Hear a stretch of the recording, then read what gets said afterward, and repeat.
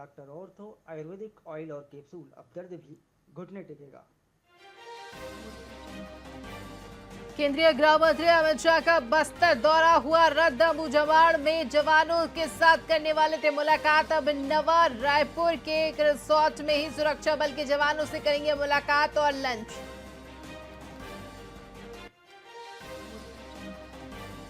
दो दिवसीय छत्तीसगढ़ दौरे पर कांग्रेस प्रभारी Sachin Pilot political affairs committee की बैठक ले रहे। पायलट बैठक में पूर्व सीएम भूपेश बघेल भी हुए शामिल।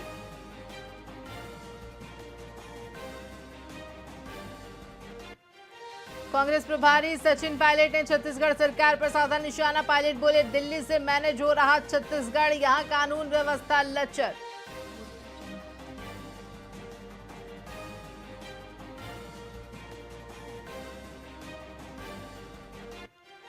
नक्सलवाद पर बोले गृह मंत्री अमित शाह। बोले, हमने नक्सलवाद को जड़ से समाप्त करने का संकल्प लिया है, इसे पूरा करके ही रहेंगे।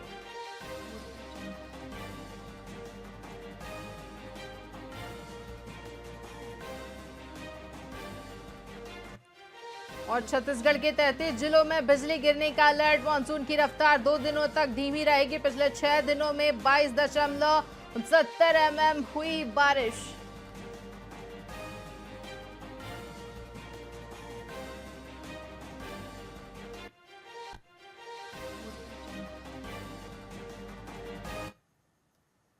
नमस्कार, स्वागत है आपका वीआईपी न्यूज में। मैं हूं आपके साथ आयुषी सोनवानी। रुक करेंगे खबरों की ओर।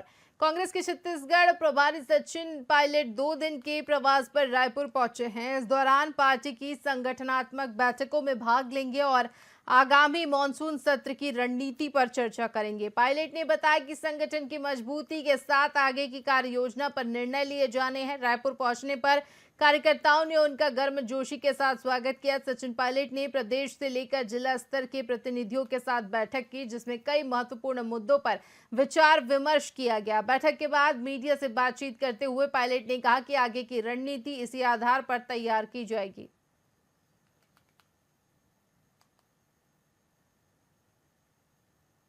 पूरे प्रदेश से हमारी पार्टी के जो कार्यकारिणी के सदस्य हैं, जिला कांग्रेस के अध्यक्ष हैं, हमारे संगठन के जो प्रमुख सेल्स हैं, डिपार्टमेंट्स हैं, विभाग हैं, उन सब की हम लोग आज एक मीटिंग ले रहे हैं। अब तक जो हमने काम किए हैं उसकी रिपोर्ट ले रहे हैं और भविष्य में हम लोगों को क्या रूपरेखा बनानी है, क्योंकि संगठन को आप जानते हैं कि 2025 का जो वर्ष है वो राहुल गांधी जी और खड़गे जी ने समर्पित किया है संगठन के लिए। इसलिए अभी से ही हम लोग अपने संगठन को पुख्ता करना चाहते हैं। बूथ से लेके प्रदेश लेवल तक जो जो हमें तब्दीलियां करनी है, बदलाव लेकर आने हैं या जो रोड मैप तैयार करना है, उस पर आज विस्तार से चर्चा होगी और 2 दिन तक यहाँ लगातार बैठक कर कर हम लोग कांग्रेस पार्टी को नई दिशा देने का काम करेंगे। पूरे प्रदेश औद्योगिक नगर कोरबा में इस बार का सावन महीना विशेष होने वाला है, जहां श्रद्धालुओं को शिव महापुराण कथा सुनने का अवसर मिलेगा। कथा 12 जुलाई से 18 जुलाई तक कनकी खैर भवना क्षेत्र में आयोजित की जाएगी। प्रसिद्ध कथावाचक पंडित प्रदीप मिश्रा ने महाकाल भक्त मंडल का आमंत्रण स्वीकार कर लिया है। इस आयोजन के लिए 50 एकड़ क्षेत्रफल में तैयारियां जोरों शोरों के साथ की जा रही है। कथा का समय दोपहर 1 बजे से 4 बजे तक निर्धारित किया गया है और यहां 21,000 वर्ग फीट में पंडाल की व्यवस्था की जा रही है। आयोजकों ने बताया कि लोगों के सहयोग से हो रहे इस कार्यक्रम में सुरक्षा और चिकित्सा प्रबंध भी सुनिश्चित किए जाएंगे।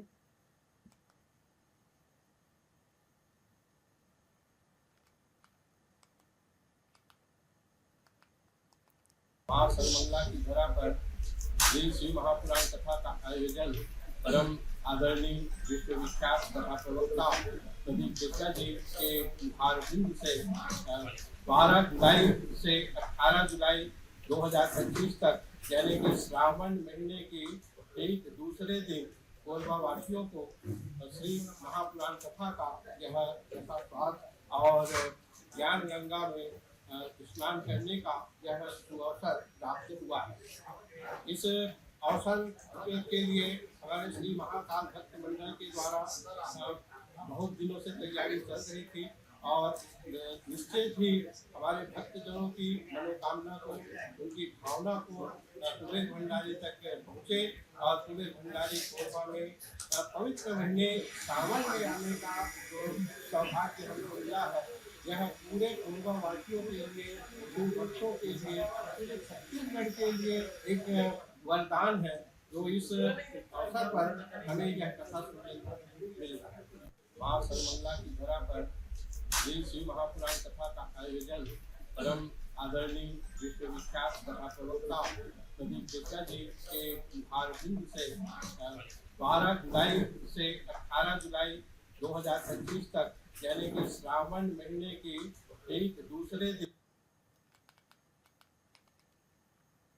बात करेंगे अगली खबर की। पिछले वर्षों में पहुंच विहीन इलाकों में लोगों को सुविधा देने के लिए जून, जुलाई और अगस्त का राशन एक साथ वितरित किया जाता रहा है, लेकिन इस साल शहरी और ग्रामीण क्षेत्रों में भी 3 महीने का राशन एक साथ देने के निर्णय ने लोगों को परेशान कर दिया है। इसके साथ ही ओटीपी और फिंगरप्रिंट की नई व्यवस्था ने स्थिति को और ज्यादा जटिल बना दिया है। बिलासपुर जिले के कोटा में आयोजित चावल उत्सव इस वजह से एक तमाशा बनकर रह गया। कोटा से प्राप्त वीडियो में देखा जा सकता है कि लोग राशन पाने के लिए कितनी परेशानी का सामना कर रहे हैं।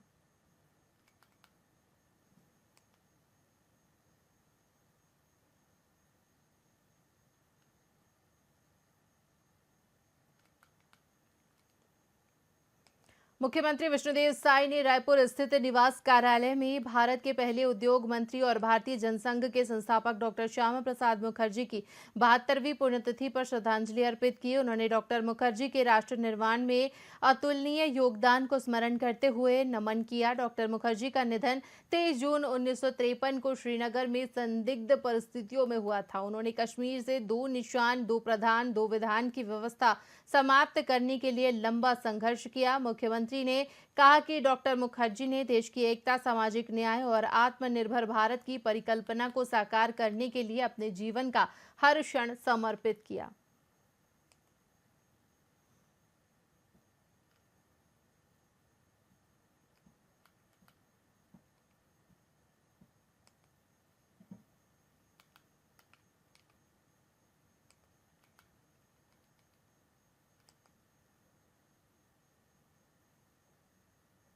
अमलेश्वर थाना क्षेत्र के ग्राम खमरिया में 2 शव मिलने से हड़कंप मच गया। घटना की जानकारी मिलते ही पुलिस ने मौके पर पहुंचकर शव को कुएं से निकालने का काम शुरू कर दिया।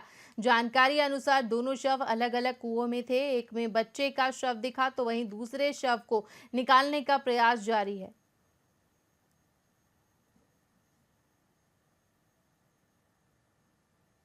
थाना अमलेश्वर के ग्राम खमरिया में 2 अलग-अलग कुएं में, जो आप आसपास है लगभग 25-30 मीटर की दूरी पे 2 शव प्राप्त हुए हैं और दोनों ही शव आपस में उनके हाथ पैर बंधे हुए थे और उसमें पत्थर और मिट्टी भी भरा हुआ था। एक शव महिला का है जिसकी उम्र लगभग 30-35 साल की लग रही है और दूसरा शव एक बालक का है जिसकी उम्र लगभग 10-12 साल का लग रहा है। और पुलिस मौके पे एफएसएल टीम के साथ मौजूद है और साक्ष्य का संकलन करके अभी तक गांव वालों ने किसी ने बॉडी की पहचान नहीं की है, लिहाजा उसको सुरक्षित रखने के उद्देश्य से मर्चरी में रखाएगी और उनका आइडेंटिफिकेशन करने के उपरांत उसमें आवश्यक पंचनामा और बाकी कार्रवाई की जाएगी। थाना अमलेश्वर के चोरिया क्षेत्र के ग्राम सड़क वीरचिरचारी में निर्माण का सूचना पटल ढहने से 5 साल के मासूम की मौत हो गई। बता दें कि बोर्ड का निर्माण उचित मापदंडों के अनुरूप नहीं था, जिसके चलते यह हादसा हुआ। जानकारी अनुसार गांव के बच्चे सूचना पटल के पास खेल रहे थे। घटना के बाद मृतक बच्चे के परिजनों को मुआवजा और दोषियों पर कार्रवाई की मांग को लेकर क्षेत्र के पूर्व विधायक ने ग्रामीणों के साथ नेशनल हाईवे पर चक्का जाम कर दिया, जिससे डोंगरगांव एसडीएम और तहसीलदार मौके पर पहुंचे। साथ ही 50,000 रुपए की त्वरित सहायता राशि मृतक के परिजनों को प्रदान की गई। परिजनों ने मामले की जांच कर दोषियों पर कार्रवाई की मांग की है। आज खुज्जी विधानसभा के ग्राम पंचायत सड़क चिरचारी में जो पंचायत के माध्यम से निर्माण विकास जो काम कराए जाते हैं, जेकर सूचना बोर्ड वहां लगाए गए और सूचना बोर्ड अनियमितता गुणवत्ताहीन बने के कारण वो सूचना बोर्ड गिरे से 5 साल के लड़का के मौत हो जाते हैं।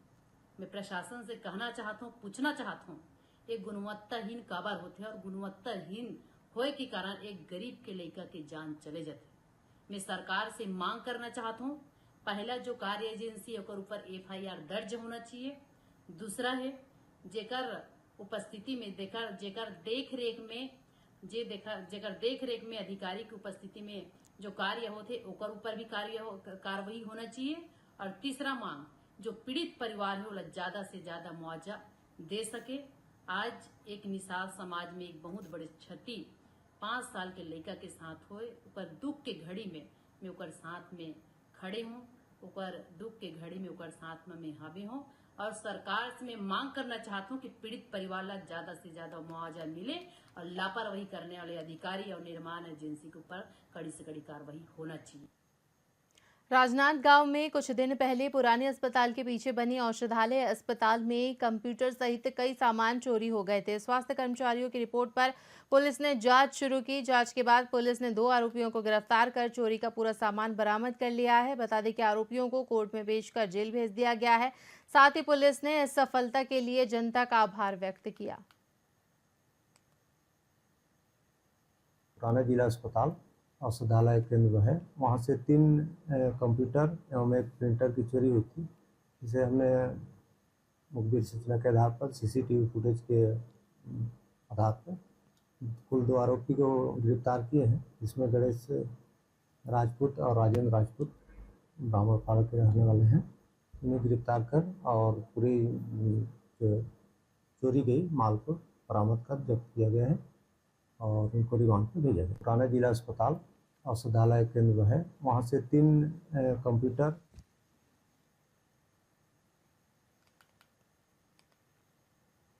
इसी के साथ खबरों में फिलहाल इतना ही। तमाम बड़ी खबरों के लिए बने रहिए VIP न्यूज़ के साथ। मुझे दीजिए इजाजत। नमस्कार।